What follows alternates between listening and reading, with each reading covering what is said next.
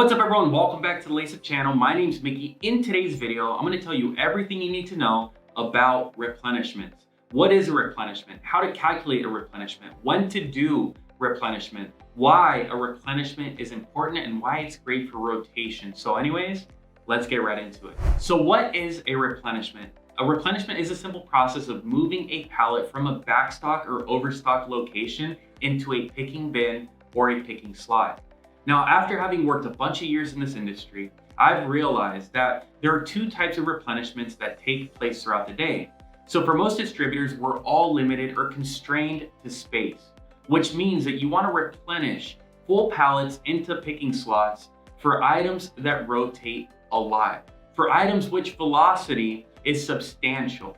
Whereas if you've got items that don't rotate as much, that don't sell as frequently, you want those items in picking slots. Now, pallets don't fit into picking slots, right? So what's the process of rotating a pallet down? Well, as you know, you take the pallet from the overstock bin, you move it to the floor, you remove the cases you need from that pallet into your slot, and then you take the pallet and place it back above. So now that you know what a replenishment is, let's get into how to calculate a replenishment. So how do you do it? How do you calculate what you need for a day's worth of picking? Well, there's two ways to do this. Either you have a WMS or you don't have a WMS. Let's start with those that do not. Most of the customers that I encounter and those that I have, because we don't just do a WMS, we do DSP and pre-sales, what they do is they have a person walking up and down the aisles of the warehouse, physically inspecting the picking bins to know what pallets to rotate down.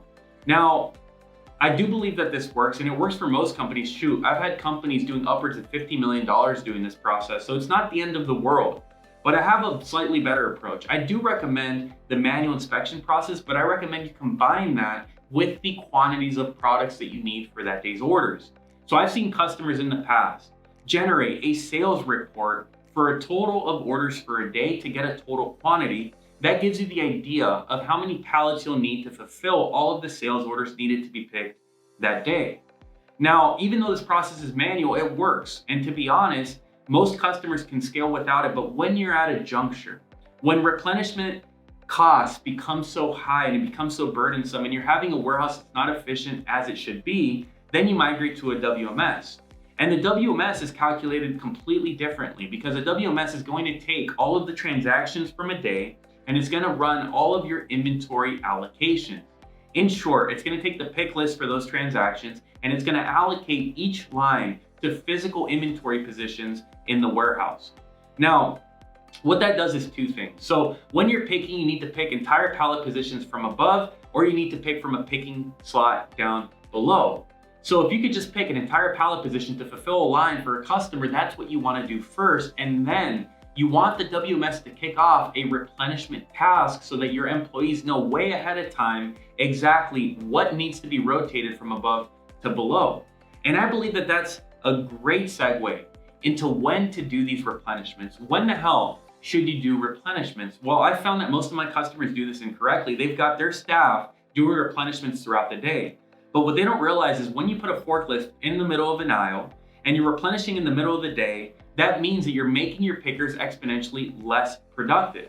So what you want to do is you want to do your replenishments in the morning before order picking starts, before order volume goes to a peak, or you want to do it in the evening after order fulfillment has concluded for the day. It's very simple.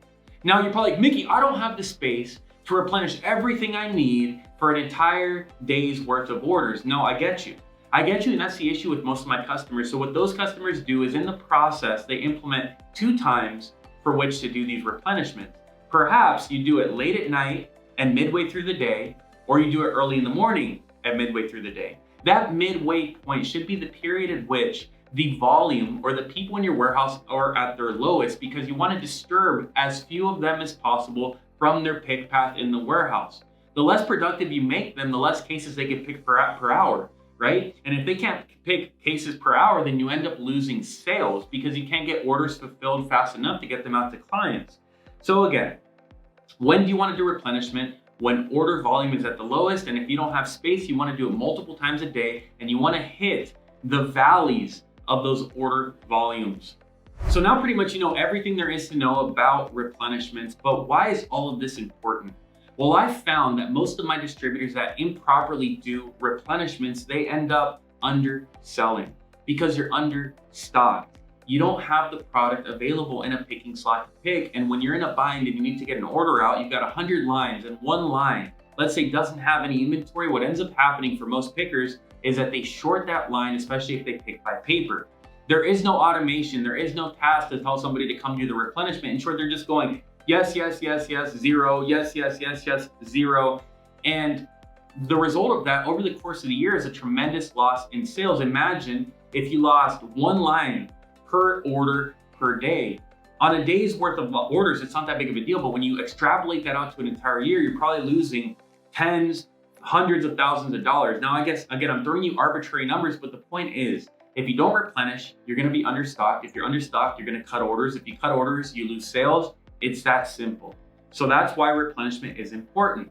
But that's not the most important factor, because I've found that also people that don't replenish properly, they end up with a bunch of pallets of product that are really close to expiring or have expired. If they're really close to expiring, what most of my customers do is they drastically lower the price of the product to incentivize sales to rotate that pallet out. But if you don't have a system in place to know where these pallets are, you can even have an entire pallet that goes bad and you could be out thousands of dollars in inventory. And you don't realize that in the moment, but that goes straight to your bottom line and against your cost of goods sold, which means that, hey, it's completely impacting your pocket.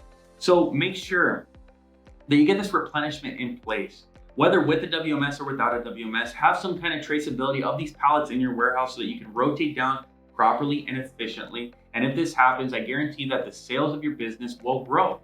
Now, you're probably like, Mickey, I know exactly everything you're talking about. It's super common sense. Yes, I know. But most of you, you're just not doing it right. If you have any questions, anything that's happening to you when it comes to replenishment, hit me down below and I'll get back to those questions and help you to the best of my ability. My recommendation is if you've hit 5 million a year in revenue, you're generating enough volume to justify some level of a WMS, some level of inventory automation, because that level of inventory automation is going to save you the amount of workload of 1 or 2 people in your company.